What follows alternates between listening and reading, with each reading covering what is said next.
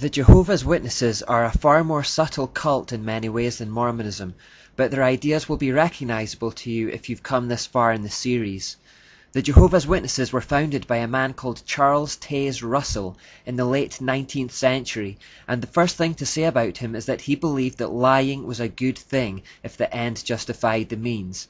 This has been a recurring theme throughout the series that we've seen in relation to Plato, Islam, and the Illuminated Masons in particular. Their own publication, the Watchtower magazine, stated on May 15, 1960 that the scriptures justify the war strategy of hiding true facts from the enemy. The following month, on June the 1st, 1960, it repeated the idea, saying, as a soldier of Christ, he is in theocratic warfare, and he must exercise caution when dealing with God's foes.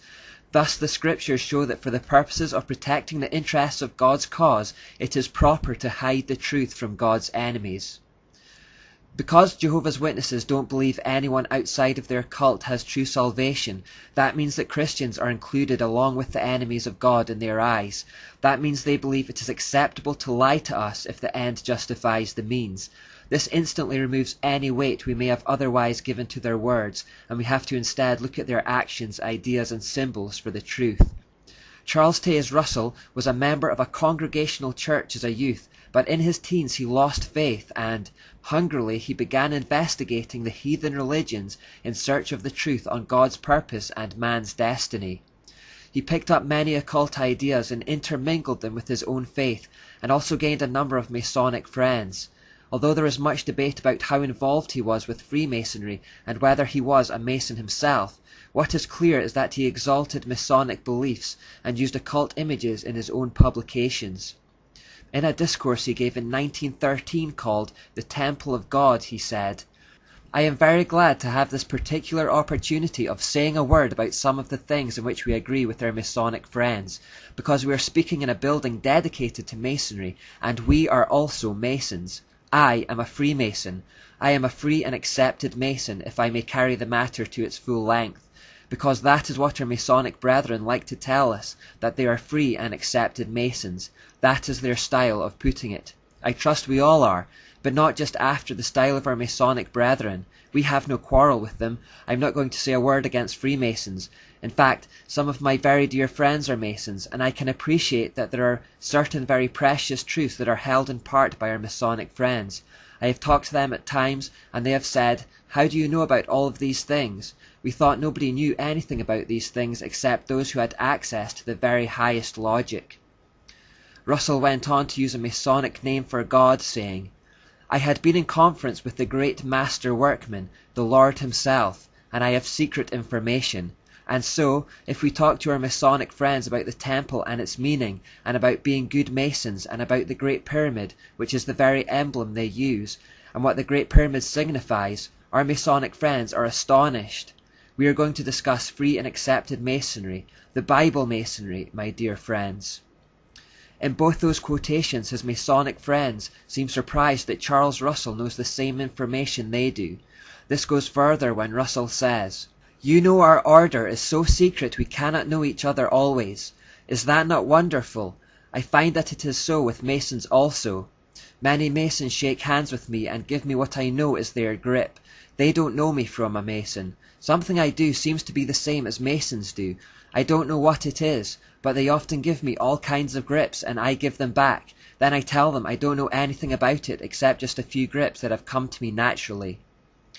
Russell seems to be saying that somehow he knows about Freemasonry, but he doesn't know how he knows. It just comes naturally to him. But he then goes on to say that he in fact knows more about occult things than Freemasons themselves do. Do our Masonic friends understand something about the temple and being Knights Templar and so on? We more. This next quotation from that discourse is very telling indeed. Blessed are your eyes, for they see. Not everybody has the hearing ear and the seeing eye. It is only those who have come into this divine Masonry that have the spiritual insight and the spiritual guidance, and may know the things that are freely given to us. It is something that is freely given to one class and not intended for anyone else. Russell therefore had no problems in his followers joining Masonry, saying, If you feel that you want to become a member of the free and accepted order of Masonry and do not feel free and Masonic enough as a follower of Christ, God bless you. Use your own judgment. That is yours to decide, not mine. Finally, he said, so you and I as under-Masons are waiting for the return of the Master Mason. Therefore, we are unsurprised when we find this winged sun disk symbol which was prevalent on early Watchtower publications. Here we also see it on their Kingdom Hall in Queens, New York. I'm led to believe that this too has recently been taken down as it was starting to cause too much controversy. Early issues of the Watchtower had this front cover, which has a bit of sun symbolism, although nothing especially incriminating. The Watchtower with the illuminating light coming from the top also hints at the old Babylonian tower theme, but it's presented as a kind of lighthouse rather than a ziggurat. This seems to me to be the subtlety of the Jehovah's Witnesses. It's like Russell was constantly hinting at occult ideas and dancing around them, but disguising them or distancing himself just enough for them to avoid incrimination. Further research will tell you that the other symbols here, particularly the cross and crown, may have deeper meanings, but because they're not connected to anything I've covered so far, I'll bypass them and leave you to do your own investigation there. The whole Jehovah's Witnesses organization are controlled by a governing body of 10 to 15 mature men, who they believe receive direct guidance from the spiritual realm. The governing body then instructs the followers through the pages of the Watchtower publications, and these decrees are enforced by elders within local assemblies. We're basically talking about a power hierarchy here, where those at the top claim spiritual authority to enforce their temporal authority. Jehovah's Witnesses are taught that Scripture alone is insufficient to understand the things of God, and that they need the teachings of the governing body as passed down through the Watchtower to properly understand the Bible.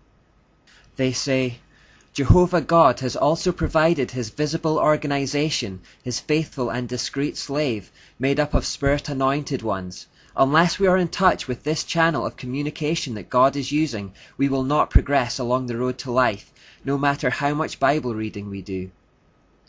They teach that people are not to think for themselves, but are to rely upon this hierarchy for true knowledge, saying, but a spirit of independent thinking does not prevail in God's organization, and we have sound reasons for confidence in the men taking the lead among us.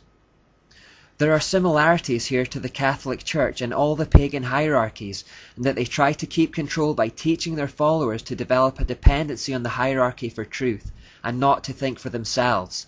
Also, like Catholicism, they strengthen that control by saying that if anyone goes against their teaching, they will be removed from the fellowship and therefore will lose their salvation. The use of guilt and fear to control the followers is enough to keep them towing the party line. Anyone who has tried to leave will know how controlling an organization it really is. Jehovah's Witnesses are also expected to spy on one another and report any misdemeanors to the elders. If they don't, they run the risk of being disfellowshipped themselves. People can be disfellowshipped for such things as speaking to a disfellowshipped person and reading material that hasn't been approved by the governing body.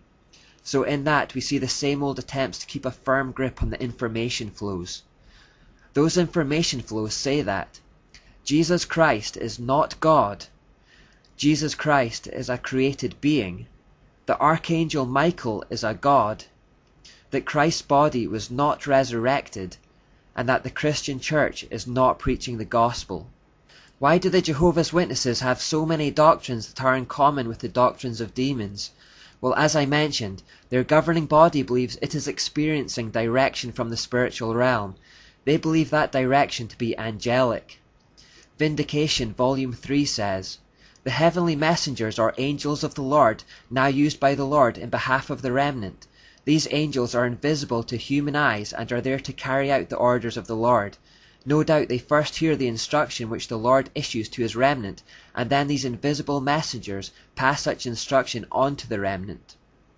Raymond Franz, an ex-member of the governing body, confirmed in his book, Crisis of Conscience, that they made decisions not on the Bible or by prayer, but by this angelic direction. They claim these angels also direct the writing of the Watchtower magazine. The Lord used the Watchtower to announce these truths. Doubtless he used his invisible deputies to have much to do with it. On top of this, they practiced necromancy, communication with the dead, as they claimed that Charles Russell continued to contact them after death to guide the organization. Though Pastor Russell has passed beyond the veil, he is still managing every feature of the harvest work. We hold that he supervises, by the Lord's arrangement, the work yet to be done. Also, hence our dear pastor, now in glory, is without doubt manifesting a keen interest in the harvest work, and is permitted by the Lord to exercise some strong influence thereupon. The Watchtower has made numerous false prophecies and set wrong dates that have come and gone. They have mistranslated the Bible, endorsed things like numerology, spiritism, necromancy, astrology, and masonry.